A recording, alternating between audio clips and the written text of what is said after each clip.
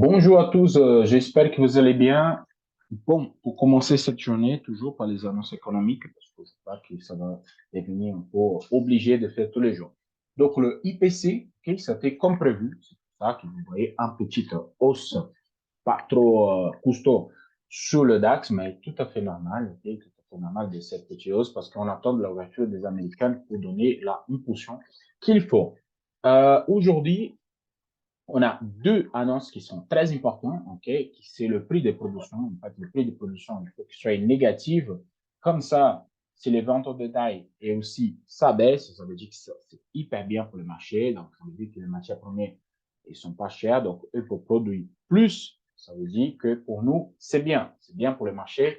Donc, il faut attendre vraiment les perspectives. Donc, nous avons cette annonce tous à 14h30. Donc, à 14h30, mon conseil, sortez de marché. Ne tradez pas, attendez que ça passe, ok?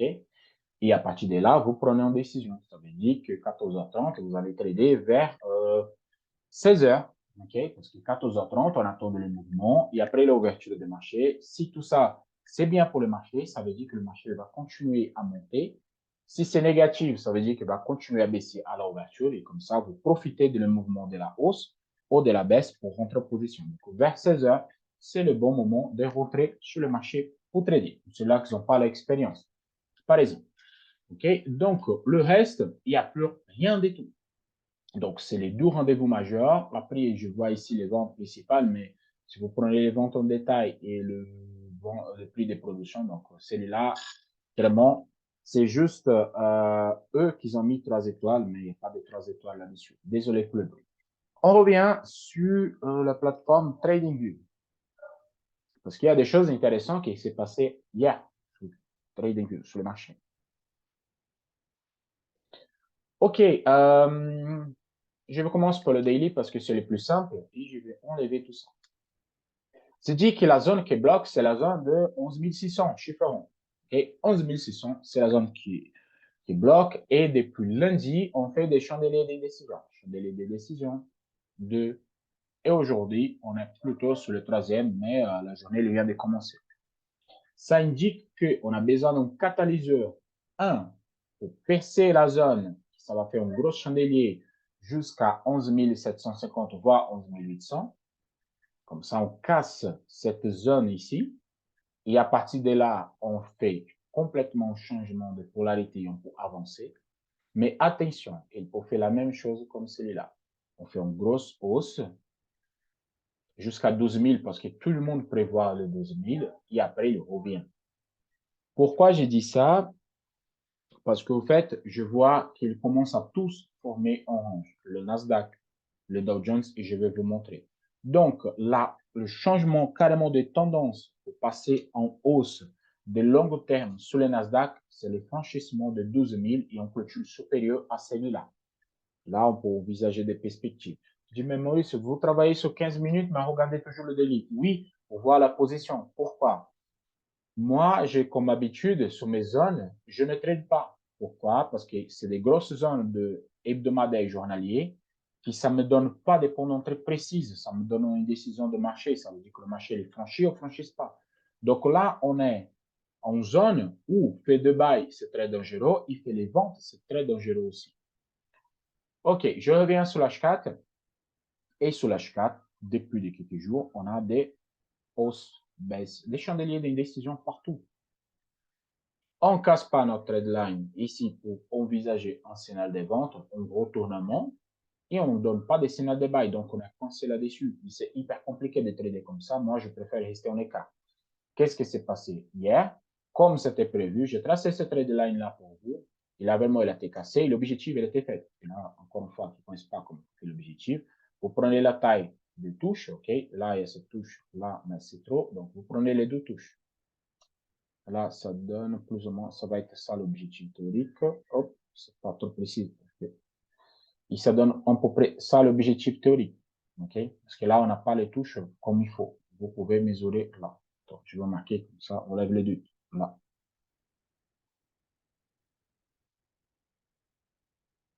Juste pour que vous voyez. Donc là, il y a le triangle, vous mesurez la taille et vous projetez, et ça donne l'objectif théorique parfait. OK? Mais ce triangle a été dépassé. Moi, j'arrive à voir ça. J'ai mis juste pour l'explication. Donc, ça, j'enlève. Il n'a pas de valeur. Donc là, on attend de quoi? On casse vers le bas pour rentrer à la vente, mais la vente en sécurité, c'est plus bas que 11 400.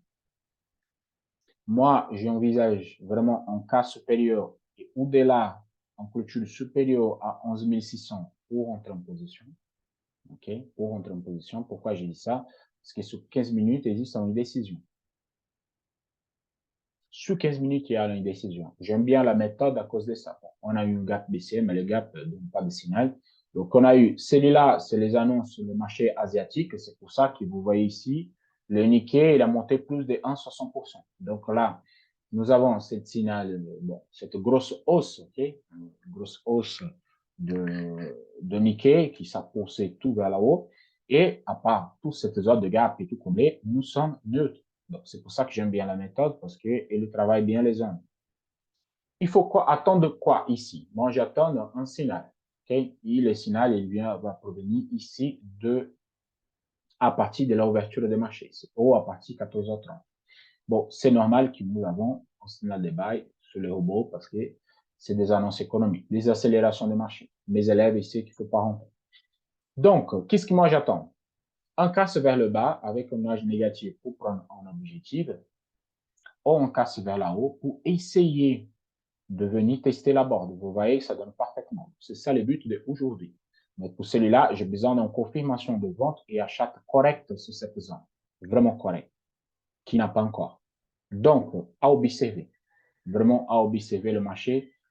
Très attentif. Pourquoi? On privilégie des buys parce que la tendance, elle est forte haussière. On privilégie des buys.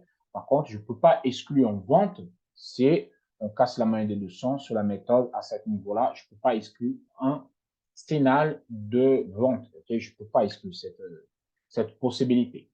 On passe sur le Dow Jones. Je viens le Dow Jones en daily. Le Dow Jones, il commence à me former un gigantesque range à long terme. C'est ça que je vois après la casse. Il n'y a pas la force pour arriver, pour exploser comme le DAX qui est parti tout seul. Il n'a pas la force. Donc, la zone de travail, c'est la zone entre 32 800 et 34 600. Donc, c'est la zone qui, possiblement, il va faire un range. Pour envisager de plus haut encore, il faut vraiment dépasser le 34 ou le 35 000. Okay? C'est vraiment la zone à observer. Hier, j'ai fait mon achat. Okay? J'ai fait un achat à la fin de journée. Et cet achat-là, à la touche ici de moyenne de 50, j'ai pris juste cette repli-là. Cette mèche, c'est mon trade de jour sur le Dow Jones. Parce que c'était trop visible, donc je ne pouvais pas louper. Après, ce n'est pas tous les touches qu'on va acheter, mais celui-là. Hier, je vous avais dit que là, c'était un bon point de bail à long terme. C'est exactement ça. Là, pour ceux qui l'ont montré, le trade est sécurisé, laissez tourner. Okay? Parce que là, à la moyenne de 50 pour l'instant, sur H4, elle tient le banc. Et ça, c'est important. Sur H1, on a passé un flux baissier. Par contre, pour valider cette flux baissier, il faut un casse en clôture avec le moyen de 200 qui ça fait exactement ça. Et ça fait une réintégration de nuages sous H4. Donc là, on casse des 33 à 750, ça peut envisager des baisses. Donc c'est pour ça qu'il faut rester attentif aujourd'hui au marché. On a eu la même chose. C'est quoi la baisse? Bon, c'est un gap baissier, on ne prend pas en compte pour la méthode. Et après, on intégration. Et là, hop, ça travaille la zone pareil comme le Nasdaq. Pareil comme le Nasdaq. C'est la même chose. Donc, il faut attendre 14h30 plus l'ouverture de marché. 14h30, ça baisse. On fait un OPR pour baquer ça. Plus bas que celui-là, on peut vendre parce que là, c'est la certitude que ça va corriger très fort jusqu'à 33 300. C'est les objectifs d'aujourd'hui. Par contre, si ça explose à la hausse, c'est normal, on va venir tester. Possiblement, c'est un pullback sur cette zone-là. Donc, on peut faire une grosse hausse jusqu'à 34 300. Donc, c'est observé. Okay? Je vous conseille de rester en écart pour l'instant et laisser le marché prendre une décision correcte parce que la zone, c'est pas trop favorable pour faire des achats au devant. Le DAX, elle est très forte. Vraiment, c'est surprenant la hausse que le DAX il a fait depuis qu'il fait intégration. On part carrément, on ne fait pas demi-tour, on pète toutes les résistances, mais par contre, on a coincé, comme je dis, à 50% de notre biseau d'élargissement. C'est une zone très difficile à franchir. Il est venu tester déjà 2 fois, il ne casse pas. Donc, ça veut dire que c'est une grosse zone pour aller. C'est une grosse zone qu'il faut les casser. Donc, vraiment, là, il faut observer, il ne faut pas trader. Pourquoi? Si vous avez un scénario de vente, c'est comme j'ai dit, ça serait très sympa que le DAX vienne tester d'abord la zone de 15 000, ou pourquoi pas avec un 15 700 pour prendre un swing trade à long terme. Mais honnêtement, moi, maintenant, c'est après 15 500 qu'on peut envisager des hausses plus considérables. Sur le graphique de 1 heure, vous voyez que c'est neutre. Ça monte très doucement, mais ça stagne. C'est bloqué là-dessus. Il faut vraiment un catalyseur pour les faire pousser à la hausse. Sur la méthode, okay, sur la méthode, on a eu un gros signal de barrière parce que c'est le signal que j'avais pris. Et aujourd'hui, la ouverture, donc on a ouverture avec un gap baissière, c'est la même chose dans Nasdaq. Ça a explosé à la hausse, okay, à cause des annonces. Et là, maintenant, ça traîne dans la zone. Ça casse vers le bas. C'est pas un signal parce qu'il n'y a pas de casse ici. Et là, il prend donner un signal de buy à cet instant-là. On va attendre encore 52 secondes pour essayer de valider. Si ça valide, on peut rentrer en position pour prendre un niveau, deux niveaux, pourquoi pas trois niveaux. Comme la tendance haussière, c'est des bons trades celui-là. C'est un excellent trade parce que la tendance, c'est haussière. Donc là, en 35 secondes, si ça clôture supérieur, on peut rentrer en position pour envisager un TP1 et pourquoi pas un TP2. Okay? Après, vous dites pourquoi vous ne rentrez pas ici. En fait, là, je rentre parce qu'il n'y a pas en casse. Okay? Cette chandelier-là, il en est bas, il est passé vers là. Donc ici, pas de casse. Ça, c'est un casse. Ça, que des tests. Donc là, c'est pour ça qu'on ne rentre pas sur les positions. Le gold. On va voir les gold parce qu'il y a des demandes. Bon, le gold, il a fait le pullback que moi j'ai prévu hier. Bon, voilà. Il a cassé, hop, pullback exactement sur la ligne, là, il part à la hausse. Donc, c'est bien pour ceux-là qui ont été attentifs. Je dis que c'était le bon pour montrer le pullback. Là, exactement. Pullback, c'est reparti. Pour ceux-là qui ont profité du mouvement, félicitations. La tendance haussière, c'est exactement ça qu'il faut faire.